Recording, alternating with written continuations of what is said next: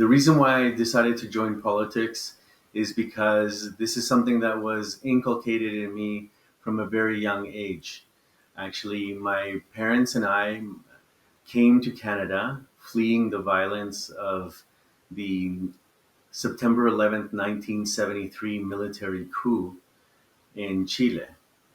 And as a result, human rights work and standing up for democracy has always been an important issue for my family, for myself, and is the main reason why I got involved in politics. Also, I've had a 10-year track record as the MLA for Edmonton Ellerslie, and it was actually the people of my own constituency that pushed me to run federally in the current election.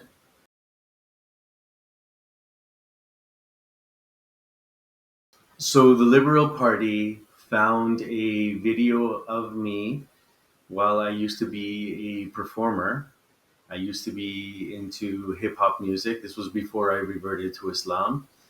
And the video was from 16 years ago, where I said that Hezbollah and Hamas are actually movements for national liberation. I've always understood that the people of Gaza were the ones who elected Hamas. And because I believe so deeply in democracy, I believe that a, a population should have the right to elect its own leaders. And we have to respect that the people of that population and the decision that they have made. And so it is not up to Western governments to go into other nations who have democratically elected their own governments to replace them with other governments. This is not our, this should not be what we do as Canadians. We should do our best to understand the situation that is going on. And particularly in the scenario of Gaza, we need to understand the plight of which the Palestinian people are going through, understanding their history and understanding what has led to the current events happening now.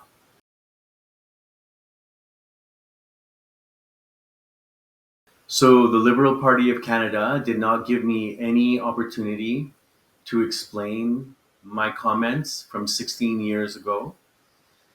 And I believe that this is a real shame because I am not the first person to be canceled because of my stance on Palestine or what is happening in Gaza specifically.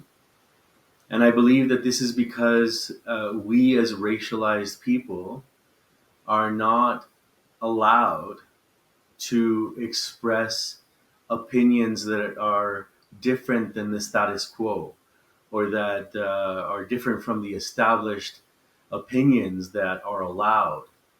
And this does a great service to our democracy. It does a great disservice to people who come from different parts of the world, who understand the world in very different terms.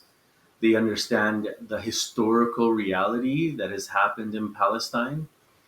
And I believe that we need to stand up and do more to make sure that the establishment understands the reality, the historical reality, from a critical lens of what is happening in Palestine.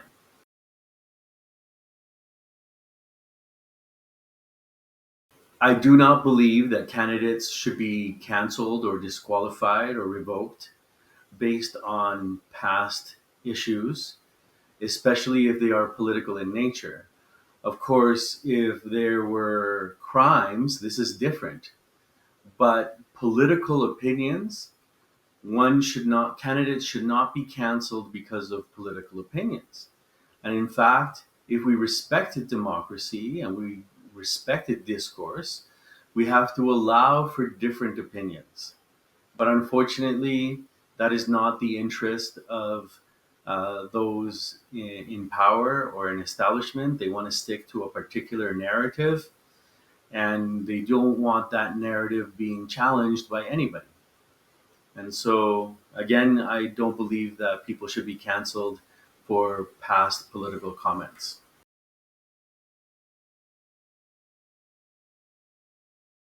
So I decided to continue running as an independent in the riding of Edmonton Gateway.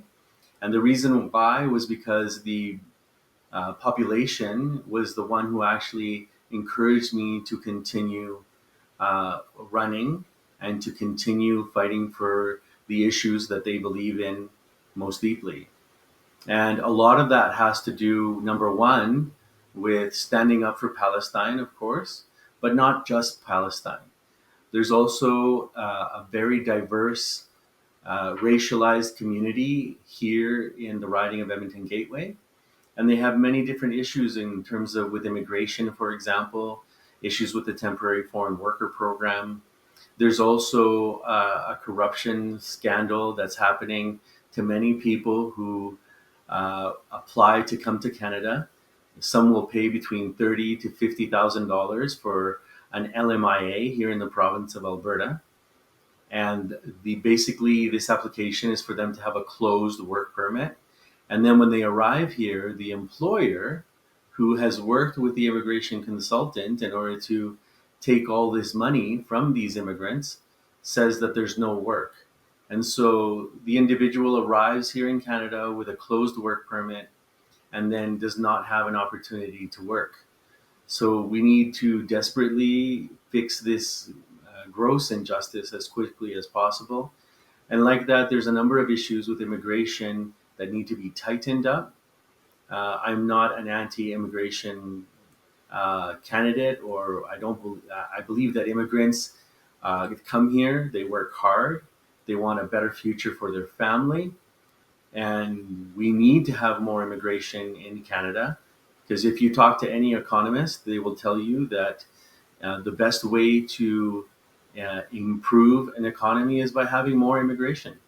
However, we need to make sure that the people who are coming are productive citizens that want to work. And of course, this is what we all want. And I believe that we can do that by making the changes to the programs that I had previously mentioned.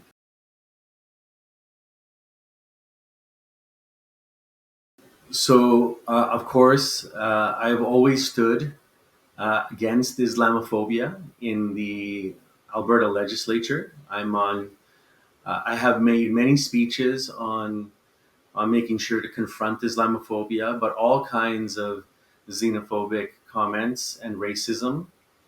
Unfortunately, right now we are living in a very hyper partisan time, and I blame the political parties for uh, putting out rhetoric that is quite extreme.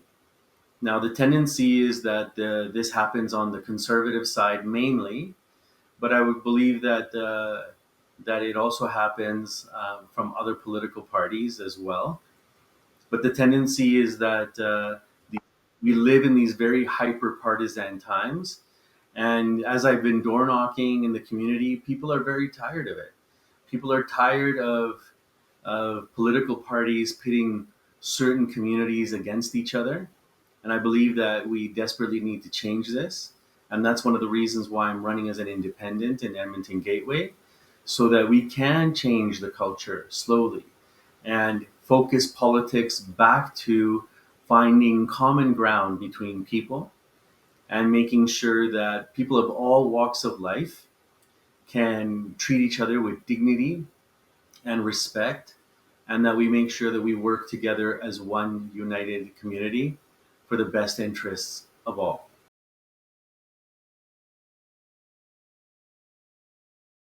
So, when it comes to hate crimes, especially against the Muslim community, I would work with the community, especially to identify which are the best ways to address these issues.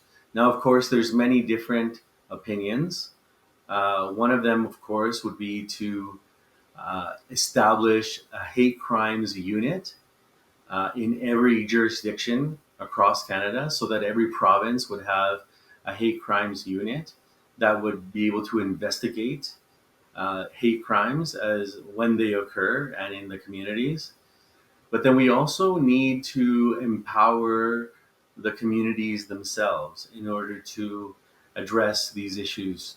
And so finding ways that we can create, especially cultural education across Canada on issues of Islamophobia would be very important.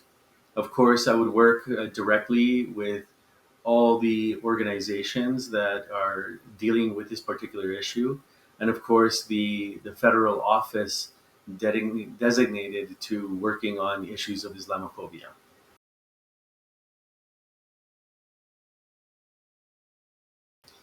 When it comes to the current situation between Israel and Palestine, I believe that Canada has a lot of work to do. And so, number uh, one of the things that I'm very focused on is making sure that Canada, along with a number of other states throughout the entire world who have already recognized Palestine as a state, I would hope that Canada would do this as well. This would go a long way in order to address the injustices that are happening to the people of Palestine, and especially the people of Gaza. As we speak right now, there's more than 60,000 deaths that have occurred because of the situation in Israel Palestine. And I believe that the Canadian government needs to make sure that there's a two-way arms embargo, that no more military goods are sold to Israel. We need to make sure that United Nations law is respected. And so illegal Israeli settlements on Palestinian land have to be corrected. We need to make sure that that is changed. And at the end of the day, I believe that it should be left to the people of Palestine to elect a government that would make sure to be a non discriminatory government. I don't believe in a state being identifying a state being identified along religious or cultural lines. A democracy should fit everybody who lives in that area, and that people should be able to elect elected representatives that would represent them in their communities. And so, of course, this is a very complex issue, but I would continue working with um, especially Palestine solidarity groups across Canada in order to help identify the best ways to move forward. I don't pretend to have all the answers, but I would work with people all across Canada in order to advocate to the Canadian government on the issues that we need to as people who are in solidarity with Palestine.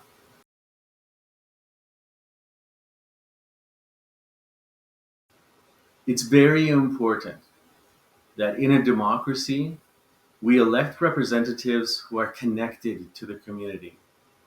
As has already been stated, I have been the MLA for a portion of the federal riding for 10 years.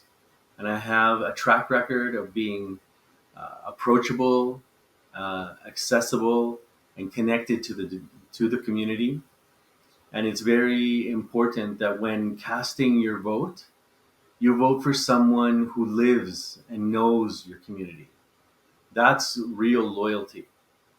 Loyalty doesn't come from a political party. It comes from someone who lives and knows your community, and especially puts people before politics. This is very important.